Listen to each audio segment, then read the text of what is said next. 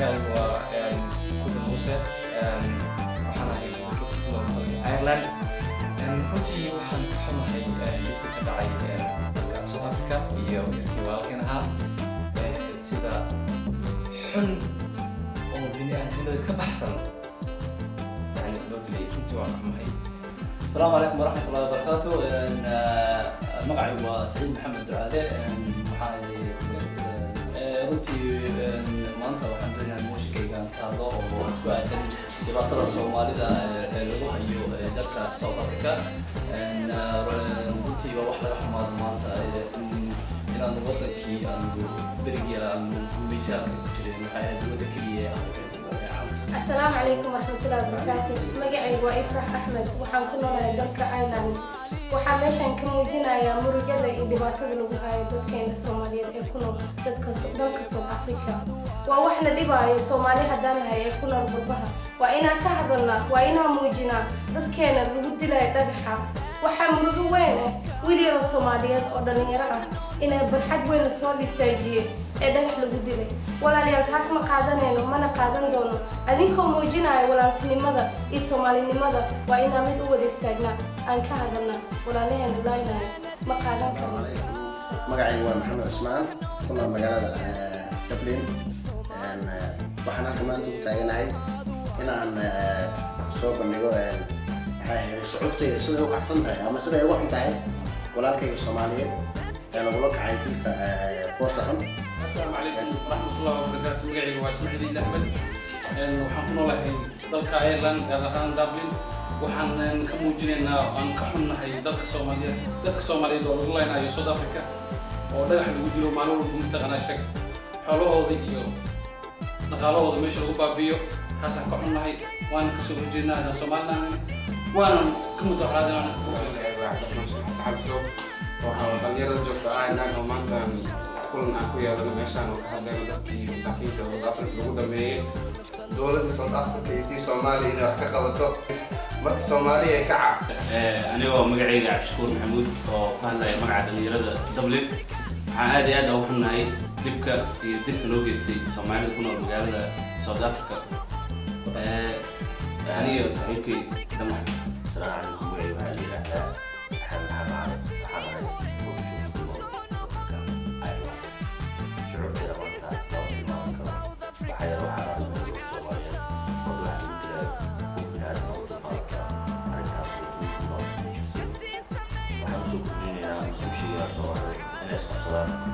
Dublin dadka badankood ku nool aad iyo aad bay ugu xun yihiin dadka soo gaartay Soomaalida waa walaalo. dhibaatada kasoo gaartay meeshaasna anagoo magaalada joogna way saameynaysaa. marka waxaan u baahanahay inaan isku duubano oo waxaan mudaharaad weyn aan ka sameyno. إن شاء الله تعالى دول ينهضوا waxaan usoo jeedinaa Soomaaliya dowladda Soomaaliya wax laga qabto iyo safiirka South Africa inuu istaago Soomaaliyeed oo ganacsiga iyo hawsha uu tigayo soo waxqabti ahayn. إن شاء الله تعالى waxaan usoo jeedinaa waa Ifraax waxaan dadka Soomaaliya ku nool Ireland waxaan halkaas ugu imaanay yani xumaashaan ka xunahay wiilka Soomaalida lagu dilay ama dadka Soomaalida sida isku daba jooga lagu dila maalinta South Africa. To be honest, dil ma diidarin meel walba lagu dila anaka waa dilnaa laakiin sida bini'aadanimka baxa wax South Africa ka dhacaya wax loo dulqaadan kara ma ahan. waa wax soo batan maalin walba soo bata maalin kastana kasoo daraya.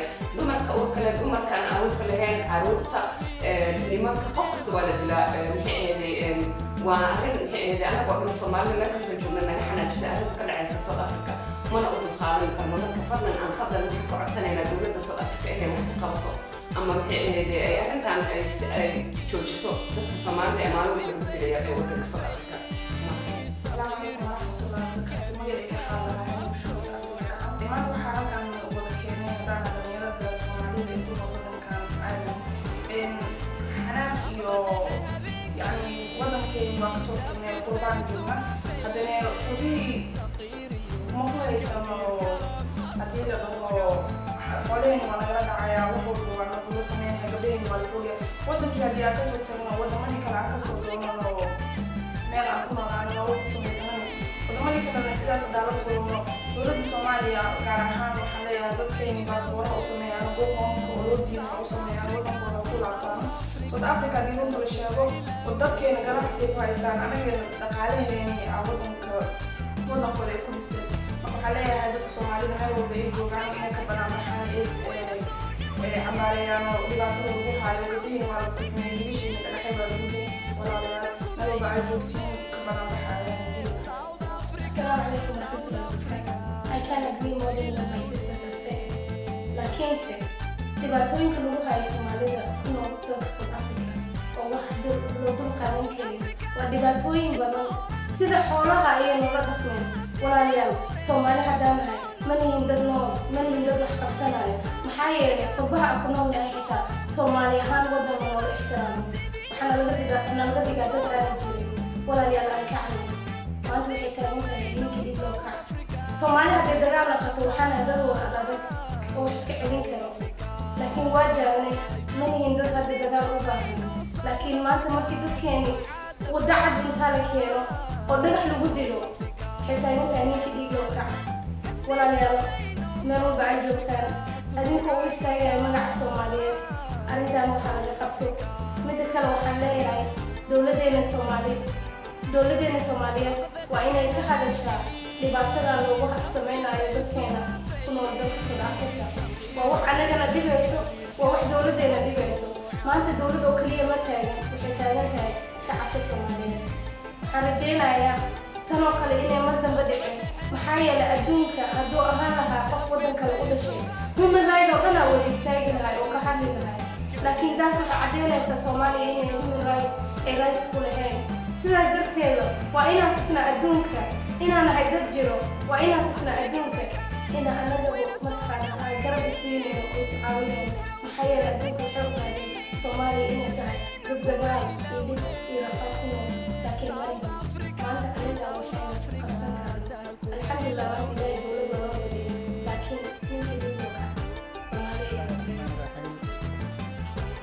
waxaan salaamayaa ummadda islaamka ama ummadda Soomaali meel walba ay joogto adduunka waxaana ilaahay uga rajaynayaa dhibaatooyin badan oo macnaha xasaasi ah soo maray in ilaahay weyna waaxid ahaa dhibaatooyinka naga dulqaado oo noqono dad dantiisa iyo diintiisa iyo dadnimadiisa karto. waxaan tacsiyo murugadaan u dirayaa dadkii lagu laanayo markasta meel walba oo in ka mid oo Soomaalida kaas ahaan South Africa waxaa aad iyo aad murug iyo tiiraanyada noo geliyey qof macnaha wuxuu geesta aan lahayn oo la dilay dilka kasii daran haddana lagu dilaya asagoo qaawan dhagax taas oo wax ka baxsanaa bini'aadanimada. waxaan dadka Soomaaliyeed meel walba ay joogaan aan fariin u dirayaa in aan macnaha dhibaatooyinka sida uga baxno in macnaha gacmaha is qabsano aan is xabsino meel walba oon dunida ka joogno aan macnaha isu kaalmeyno wixii kale iyo wixii caqli ah aan isa siino. ilaahayna waxaan ka rajaynayaa dalka annaga inuu nabad Soomaaliya nabad nooga dhigo dowladda iyo dadka waddanka joogan ilaahay weyna waaxida oo iyagana u fahansiiyo xaq. Soomaaliya ku nool Puntland waxaan aad iyo aad kaga xumahay dhacdadii kuwaas dhaqameed ee ka dhacay South Africa ee lagu dhibaateeyey sida walaalkeena si waxshiimaana loo jiray.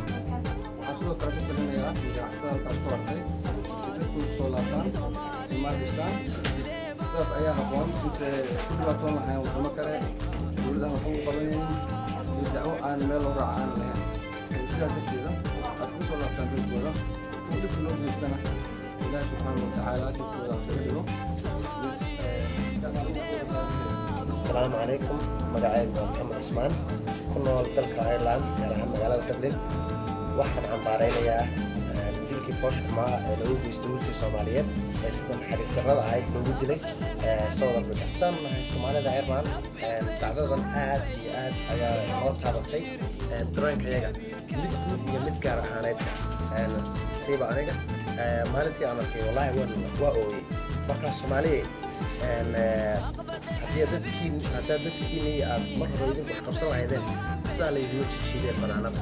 waxaan idinku boorinayaa Soomaaliya meel kastoo joogtaan inaad gacmaha qabsataan kana dhidhiidaan maxaa yeele waxyaabahaas kale magacayga waa xasan cabdiweli cabdullaahi sheego waxaan ku noolahay waa soomaalida waxaan ka mid ahay ku nool republic of Ireland anigoo cabiraya dareenkayga ku aadan dhibaatada loo geystay soomaalida caalamka ku nool khaasatan dhibaatada soomaalida loo geysto soomaalida ku nool South Africa